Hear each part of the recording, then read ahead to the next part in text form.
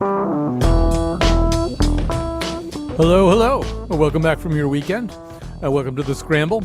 In the middle part of The Scramble today, we are going to look at presidential polling numbers, drill down a little bit on them, and look at the so-called enthusiasm gap, although I actually think the enthusiasm gap is kind of wrongly positioned. Anyway, we'll come to that. And then at the end, because we like to surprise you, it's International Moth Week. Probably haven't even done your shopping yet for that, but it's International Moth Week. And moths, like a lot of animals, are more beautiful, more plentiful, and more important to the ecosystem than you perhaps had supposed. So all of that is to come, but every Monday we really do try to begin with some kind of conversation about the global pandemic and particularly how it manifests here. And today we are going to put Canadian eyes on the situation, specifically with Maria Sundaram, an infectious disease epidemiologist, postdoc fellow at ICES, in Toronto, and a regular contributor to BBC OS.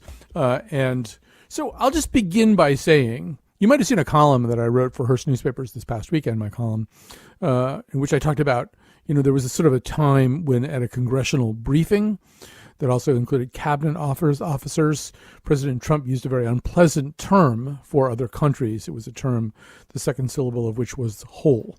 He's kind of referring to hot, pestilential countries with mentally unstable leaders and populations going begging for public services. And now, of course, we are one, basically. We're all of those things. We're hot, we're pestilential, we have a mentally unstable leader, and a lot of very important public service, particularly public health services, are going begging. So, and Maria Sundaram, first of all, welcome to our show. Thank you so much.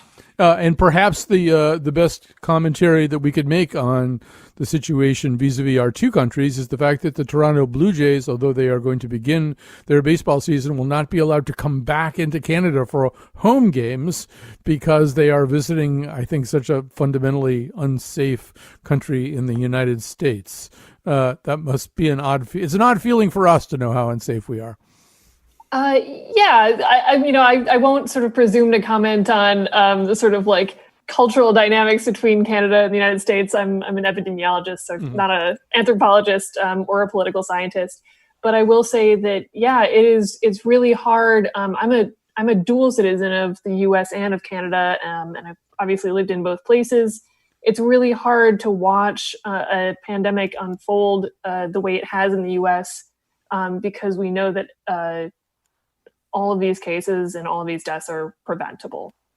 Right. And when we say all of these deaths, it's also important to note the level of denial that's going on right now. Over the weekend, President Trump spoke with Chris Wallace of Fox News. Here's how part of that went. When you talk about mortality rates, I think it's the opposite. I think we have one of the lowest mortality rates in the world. We're going to take a look. We had 900 deaths on a single day. We will take a look. This week. Ready? You can check it out. Could you please get me the mortality rate? Yeah. Kaylee's right here. I heard we had one of the lowest, maybe the lowest mortality rate anywhere in the world. You have the numbers, please? Because I heard we had the best mortality rate. The case rate of similarly situated countries, as Dr. Burks points out, and this is number one low mortality rate.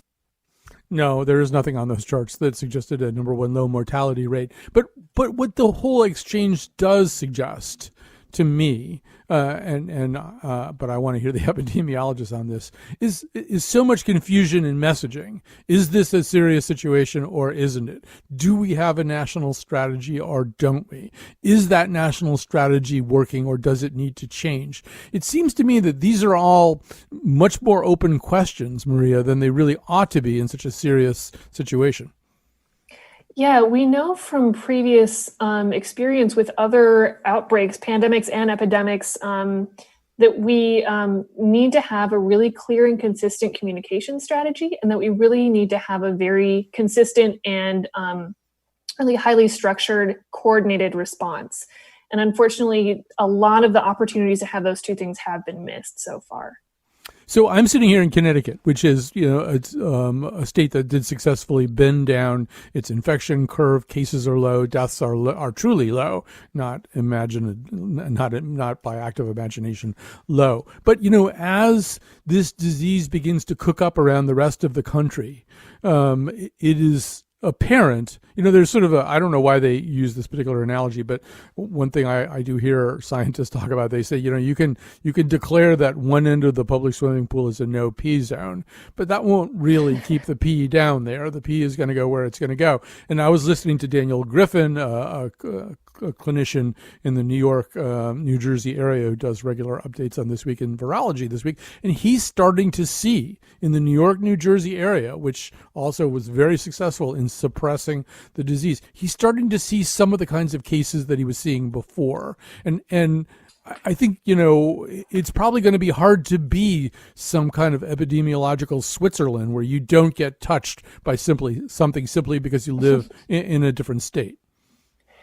Yeah, so we epidemiologists like myself been saying kind of since the beginning of this, what we need in order to open back up safely are testing, contact tracing, and a clear coordinated strategy for how we're going to sort of move forward.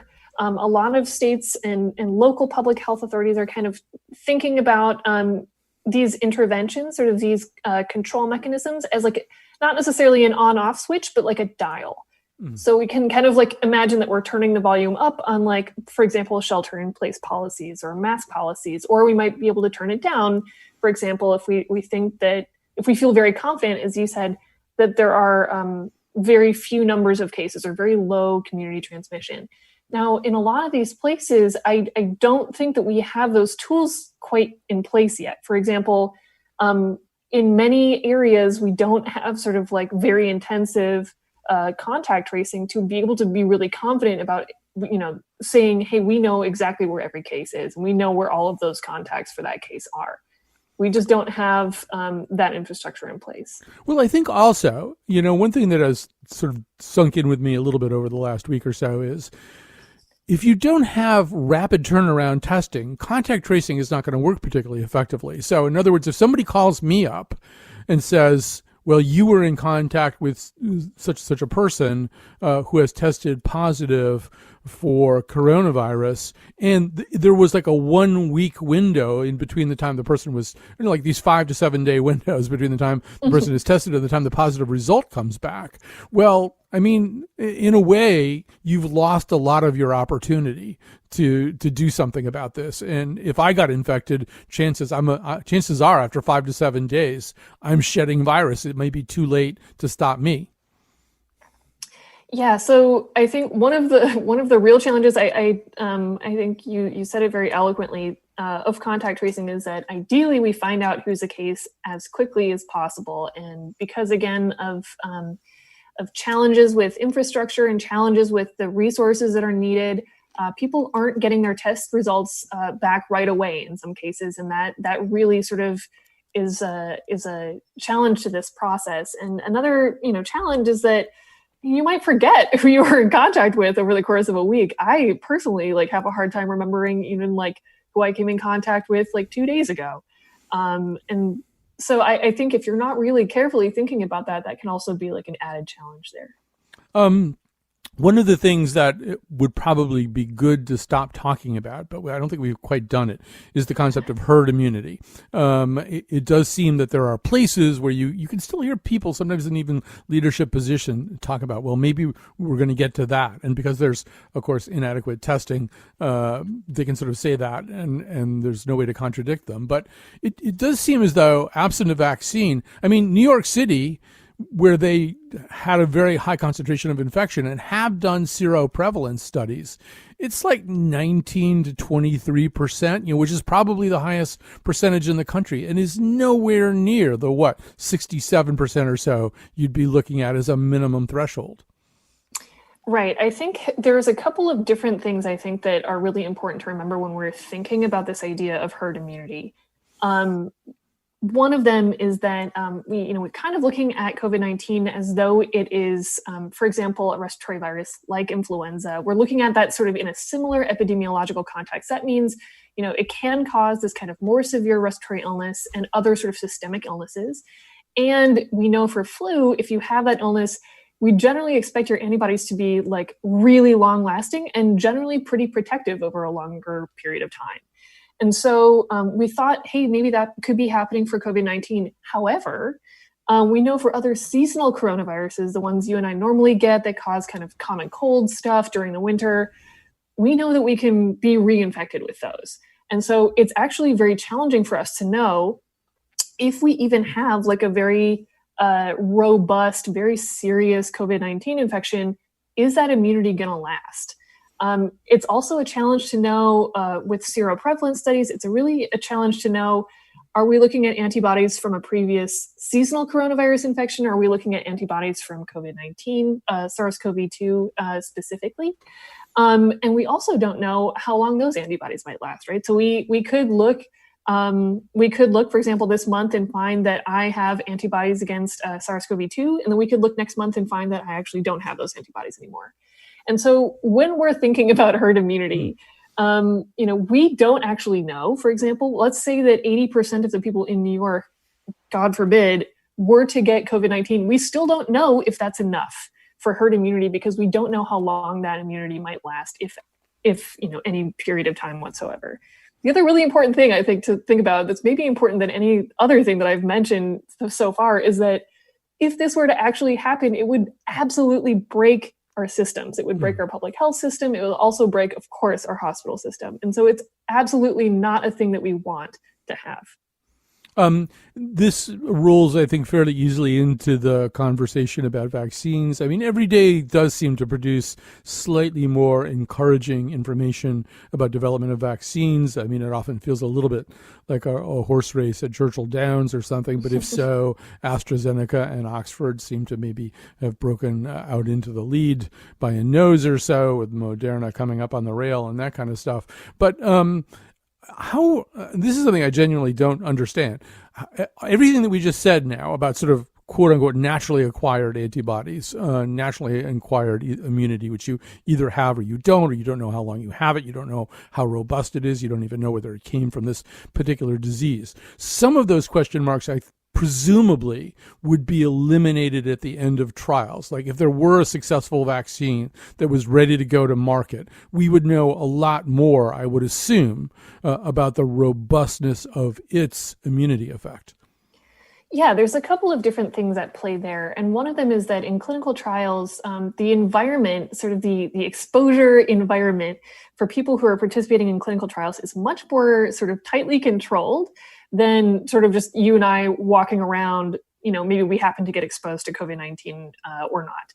And so when clinical trials are done, there's a very specific plan in place, even before any of the trial starts, where the trial investigators set down a series of rules and they say, okay, so we're going to take blood before and after we give these people vaccines, and here's how we're going to measure their antibodies, and we're going to measure exactly how well those antibodies work specifically against COVID-19, rather than sort of just looking to see if they're there. And so there are all these sort of like very well-defined outcomes that you can have in a clinical trial. That's a lot harder to sort of get if you're just trying to find people in a city at one point in time, and you're doing kind of less of an analysis of their antibodies because you've got thousands and thousands of people.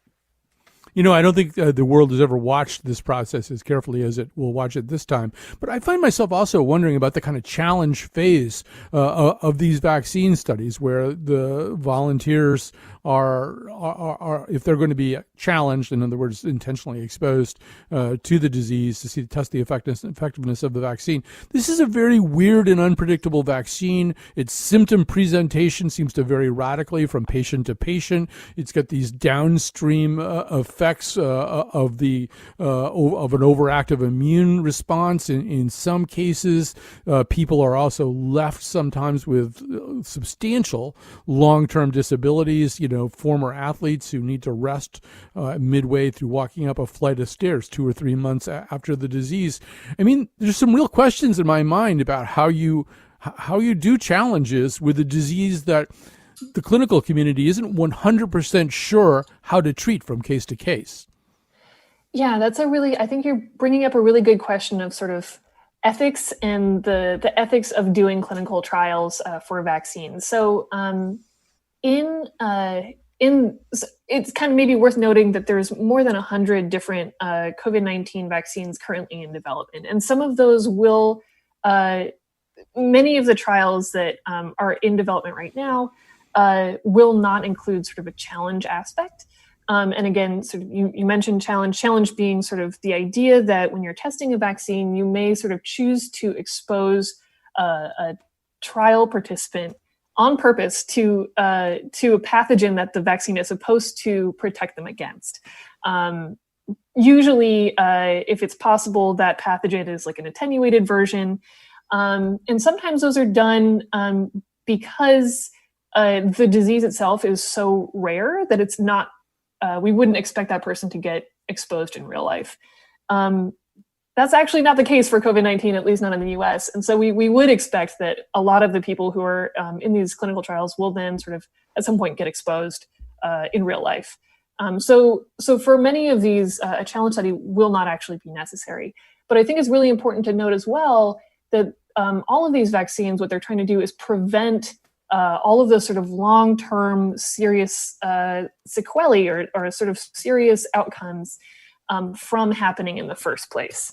So you mentioned kind of, feeling very fatigued and tired, short of breath, for longer periods of time. That's certainly something that we've seen in COVID, some people who have had COVID-19 infection.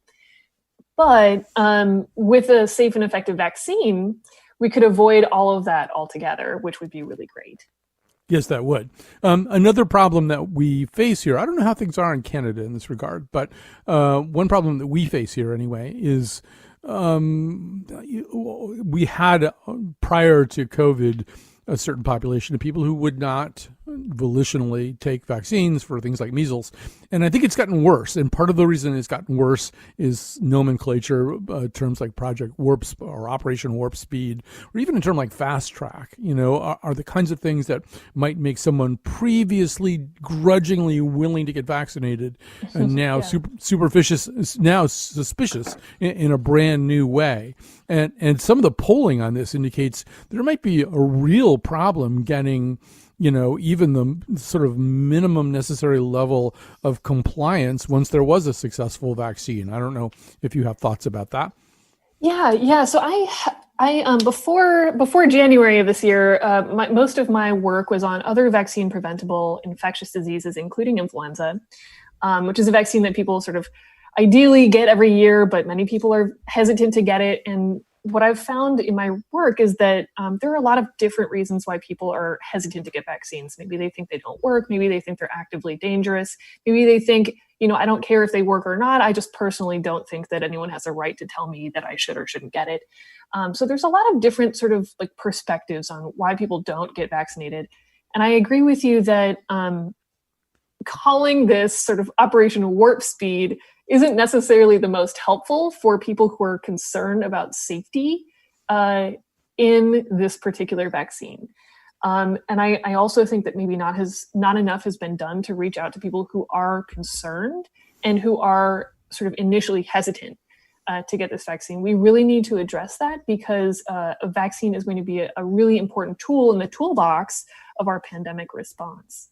To those people, I might say, so we have these kind of phases of clinical trials. We've got preclinical studies, and we've got phase 1 studies. So the Moderna reports are just from their initial phase 1 trial.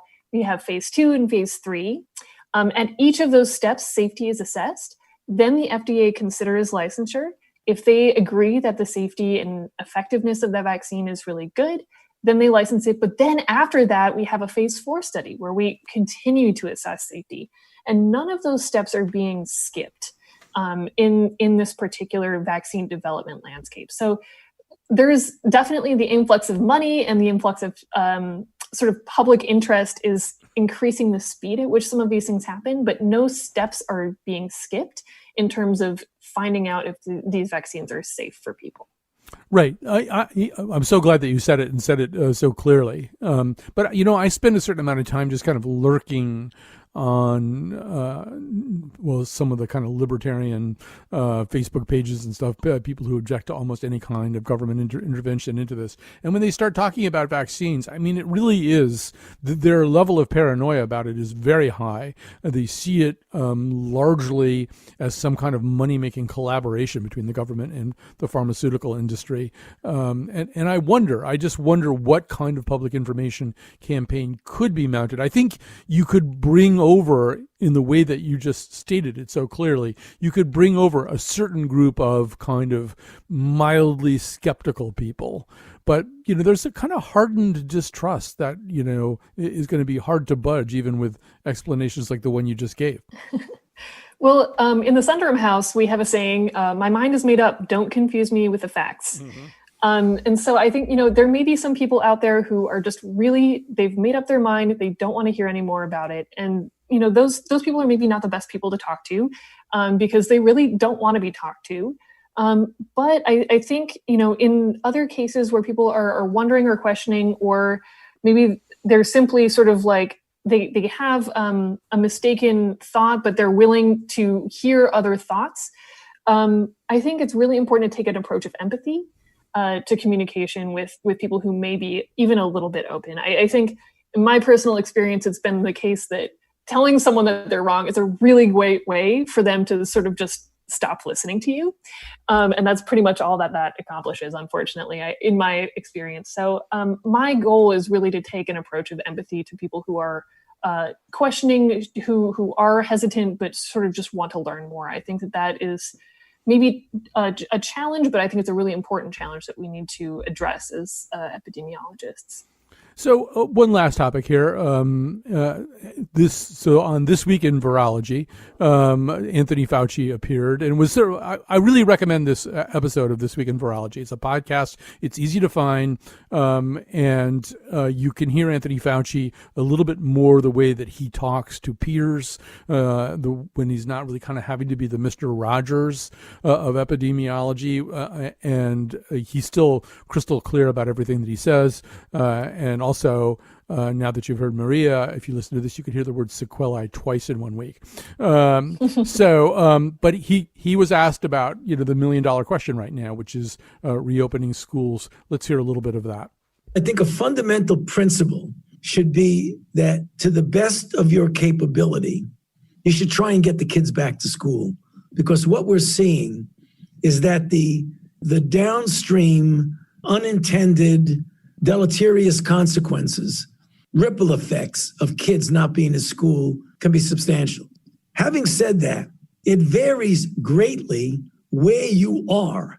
So there may be some counties where, heck, send the kids back to school, don't worry about anything. And then there are other areas where there's enough infection, you got to decide either it's not safe to get the kids back to school, or if it is, you've got to do things that mitigate risk. And that could be alternate day classes, morning, afternoon, wearing masks, protecting the vulnerables. But the one thing that's critical, you have to be attentive to and sensitive to the safety and the welfare of the children and the teachers.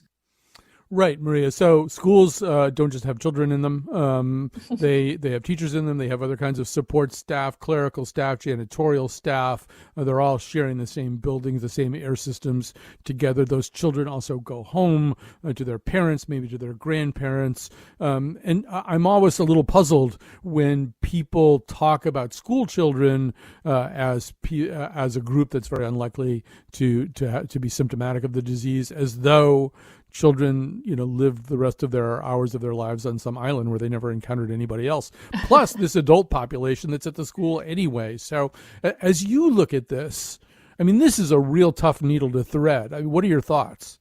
Yeah, I agree with you that it's a very challenging question. And just like Dr. Fauci said, there's a clear cost benefit to having, just having to decide whether children need to be in school or not, because children get so much benefit out of physically being in school, and many children get support services that they at school that they might not be able to get, or might not be able to get in the same way at home. And I think that's really, really important to remember, because those disparities that we might see in education and in public health are going to be exacerbated by children sort of not being able to access those services. So I think that's really, really important to remember.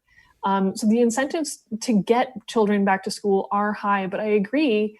Of course, it's not just about their safety, and it's not just about what sort of might be like convenient.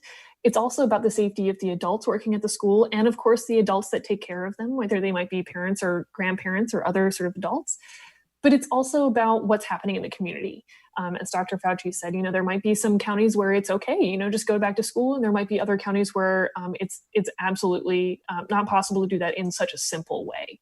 So we really need to think maybe past the one-size-fits-all approach and consider like what is best for our communities, and then what's best for the individuals in those communities. How best can we support them as we sort of move through this? Right. And to make that discernment, of course, you have to do a lot of testing. So we're right back to where we began. Yep. I mean, you really need to test a lot to know which kind of community you're living in. And I don't think that we have that information very reliably. But we have been very, very lucky to have this conversation here today. And we do thank you very much, Maria Sundaram, infectious disease epidemiologist, postdoc fellow at ICES in Toronto, regular contributor to BBC OS. Thanks for doing this.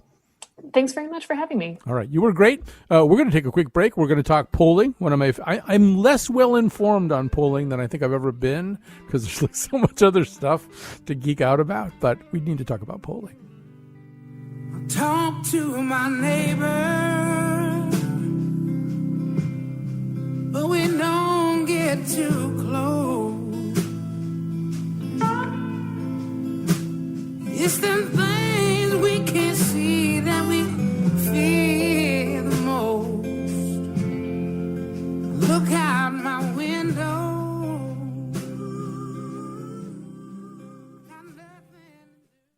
All right. If you listen to the show much, I love polls, and I love to look at polls, and I like to, you have to think about polls more like a cooked chicken than a cooked steak. Like, when you have big roast chicken, you have to sort of pull the whole chicken apart and pick around at, various parts of it, and maybe even like get in between its ribs and get that rib meat out. That's sort of the way polls are too. People tend to look at some big blaring headline showing a 15-point lead. You really want to know way more than that, and you want to know about the screens that were used to establish who was going to be able to respond to the poll, all that kind of stuff.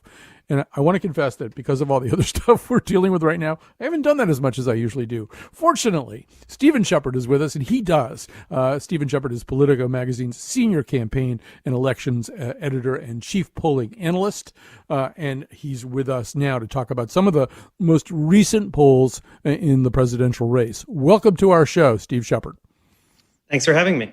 So, we've seen a couple of very dramatic national polls. I think Quinnipiac and then Washington Post ABC had these, 15-point leads. Although, once again, to the original point there, I mean, you kind of want to look at the screens there. I think it was just registered voters for at least one of those 15-point leads. It feels like if you look at everything, there's, it's like an 8 to 11-point Biden lead right now. But what more can you say about that? Well, I think that's right.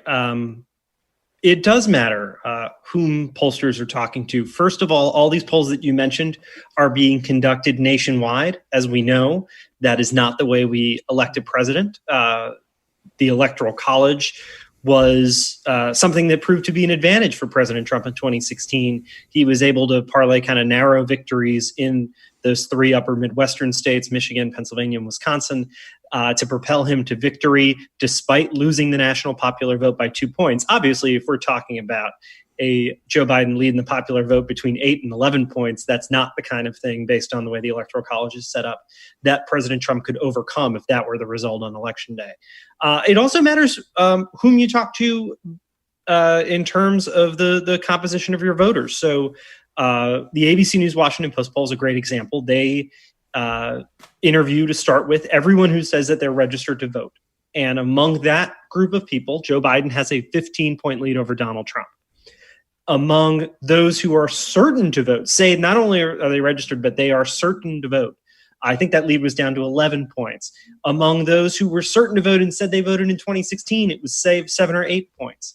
Among the Washington Post's model for determining who's a likely voter, it was a 10-point lead for Joe Biden. So these are some differences that, look, we're talking about these large leads right now where it's a question of degree of a Joe Biden victory. But if the race were to tighten closer to what we saw in 2016, these sorts of choices that pollsters are making and the different results they are reporting are going to be important. And so I'm glad that you're taking the time on your show to talk about some of these important tools that pollsters have that maybe consumer, even hyper aware consumers of political news might not be aware of. Right. And so, we should talk a little bit about state polls. I mean, one of the reasons I think ultimately when we did the autopsy in 2016 that things were not as perfectly understood as they could have been is that not just that people didn't pay attention to state polls, but some of the states were underpolled too. There wasn't really enough really good data to look at, say, maybe Wisconsin or something.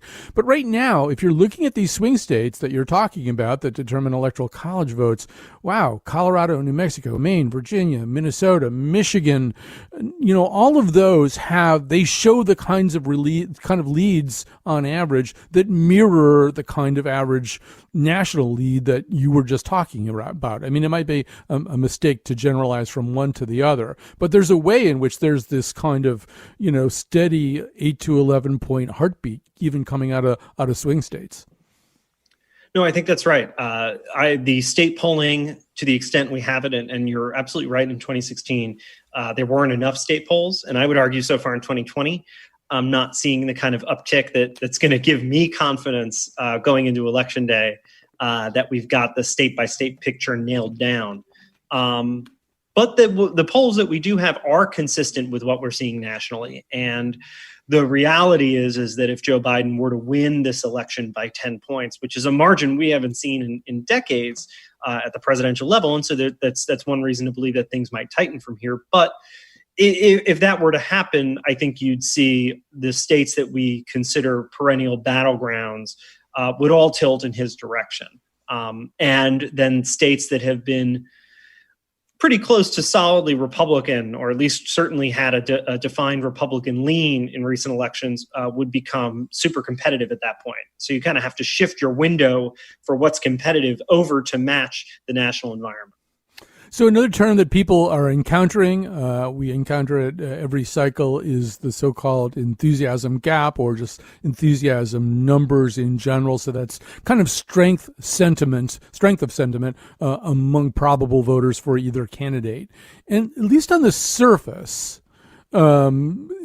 people who are willing to vote for Donald Trump will do so more enthusiastically than will people who are voting for Biden. But what more can we say if we dig into that a little bit? Well, that's absolutely right. President Trump's voters are more enthusiastic about President Trump and voting for him than Joe Biden's voters are about voting for Joe Biden. But the one thing that I think gets lost when we talk about this is we think then Republican voters are more enthusiastic about voting than Democratic voters. And the data doesn't bear that out. The data just bears out that it is Trump's voters who are enthusiastic about him versus those who are not. So take the ABC News Washington Post poll that we mentioned, a 15-point lead for Joe Biden among registered voters, but 94% of Donald Trump's voters say they're enthusiastic about supporting him. That drops to about 70% among Joe Biden's voters.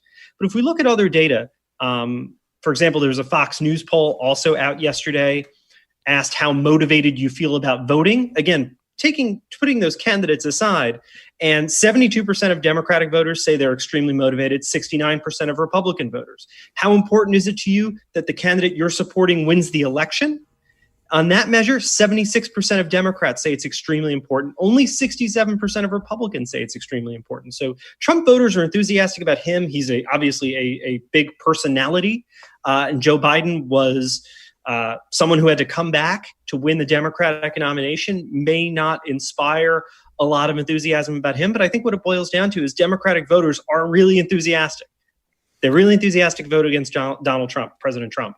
And they're not necessarily that enthusiastic about Joe Biden, but a negative partisanship, a kind of anger, a vote cast in that way counts just the same as a vote cast enthusiastically for a candidate. Exactly. And I do think the failure to measure negative enthusiasm would be a mistake. It kind of has been a mistake in the past, too. In fact, nobody pays any attention to anything I say, but I'm going to say it again anyway. One of the legacies I've tried to leave to the world of polling is what I call the NUAC, the NUAC, and that stands for not under any circumstances. So that's like the people who, and I started thinking about it in 2008 when there were just people who couldn't vote for Sarah Palin. There's just nothing on earth could get them to do that. I've seen it with other state elections around here, but I think in 2016 the failure to measure the NUAC for Hillary Clinton was one of the things that distorted our understanding of what's happening, because there were people who couldn't vote for her even after something as damning as the Access Hollywood tape, which would ordinarily be a deal breaker, would be a dirt shoveler in any kind of normal electoral environment, except there were people so radically opposed to her that nothing could tip them in that direction. And, I think that's a very solid number with Donald Trump. There are now people who cannot vote for him under any circumstances. Yeah, an NBC News Wall Street Journal poll out last week found 50% of voters said they wouldn't vote for President Trump under any circumstances. That number for Joe Biden was only 37%. So there's that gap that you're talking about. Mm-hmm. I think, President Trump was historically unpopular even in the 2016 election, but he was change and shake up for those voters who wanted to send a message to Washington. He represented that.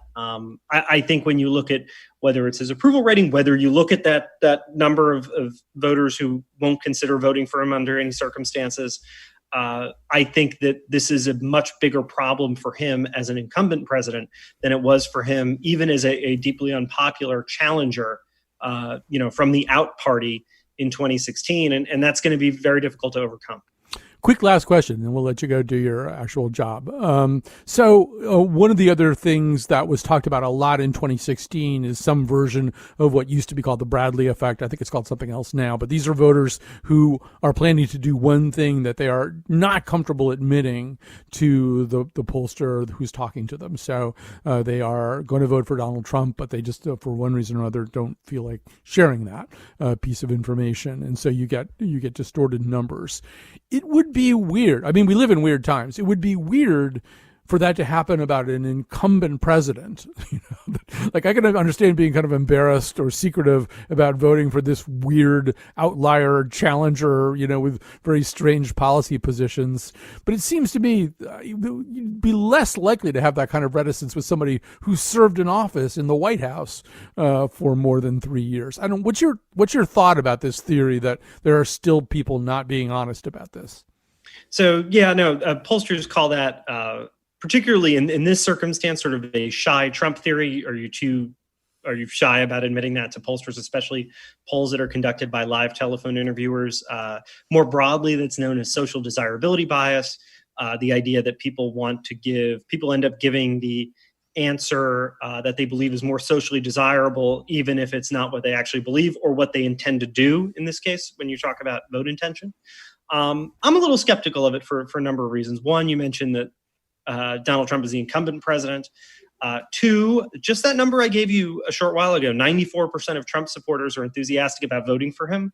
The president's campaign is fond of talking about the enthusiasm for him, the crowds at his rallies, which of course are on hold now, but the crowds at his rallies, even the parades of boats that we're seeing in some parts of the country, flying Trump flags from their masts. All of that is not consistent with someone that you would be ashamed to vote for and you wouldn't want to admit to you were voting for to pollsters. So I'm a little skeptical that would be enough. And certainly in a circumstance where Joe Biden has a lead of near 10 points, I can't see that being enough. But again, something to watch if the race does tighten as we move into the fall. All right. Stephen Shepard is a Politico magazine senior campaign and elections editor and chief polling analyst. Thank you so much for sparing time on what is no doubt a busy day. Thanks for having me. All right. We're going to take a break, and we're going to finish up with something, well, it's not less weighty. In fact, like so many other things, species, we depend more on moths. We need them more than we're willing to admit.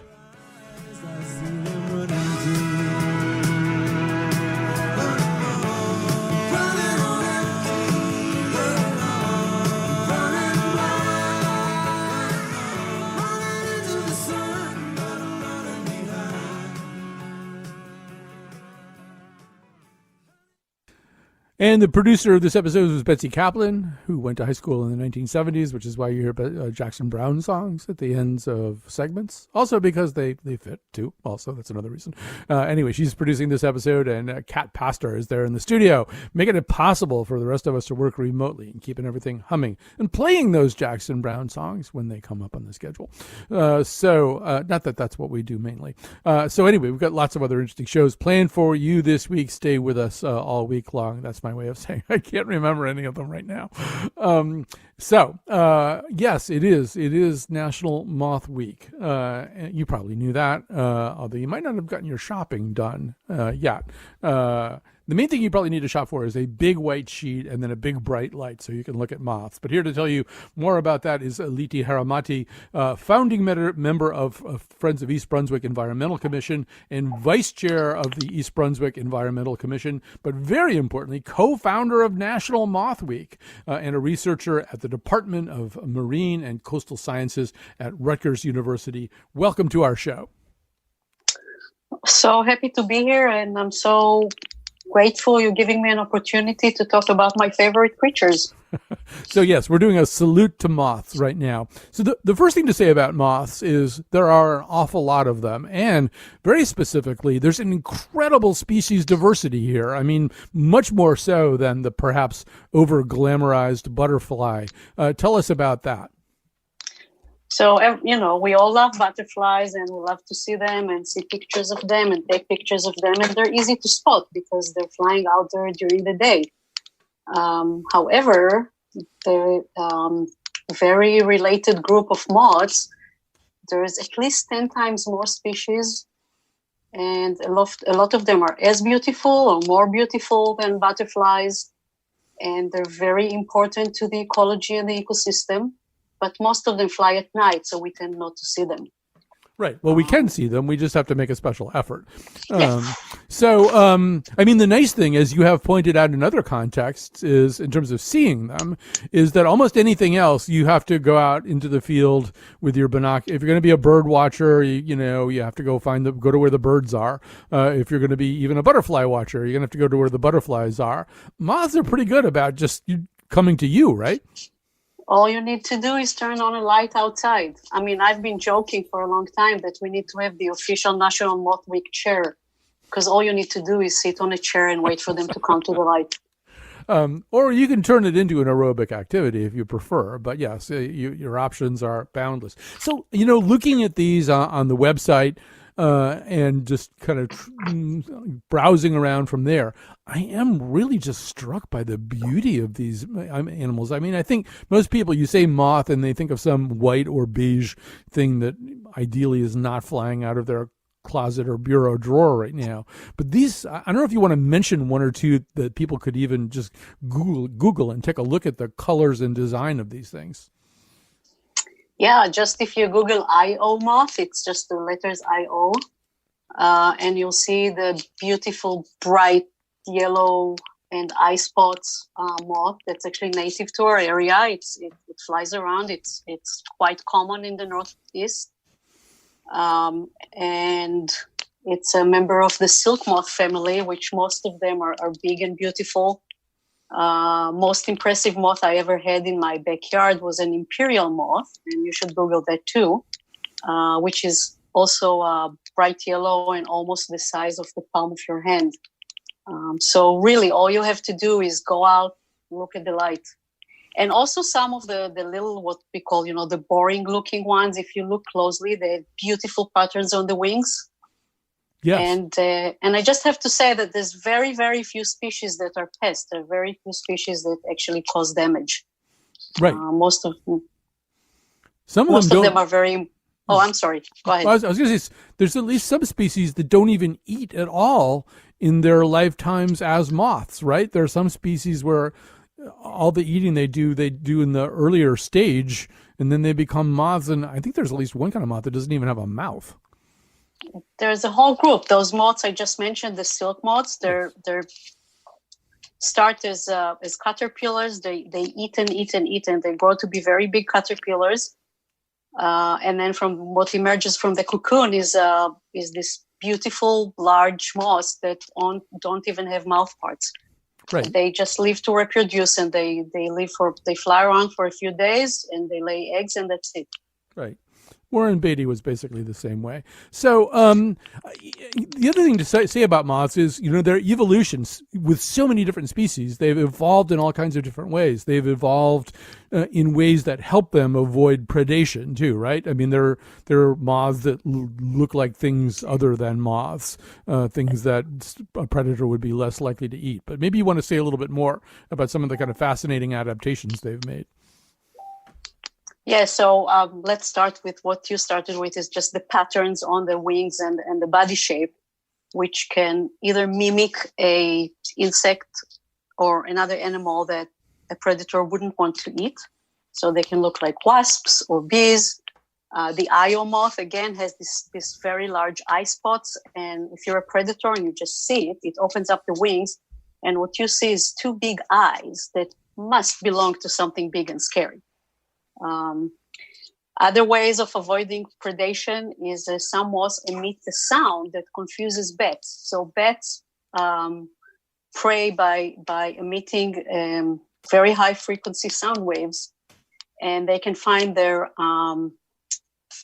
food, their prey, from the sounds that come back. And some moth species developed a system where they emit a sound that interferes with those sound waves.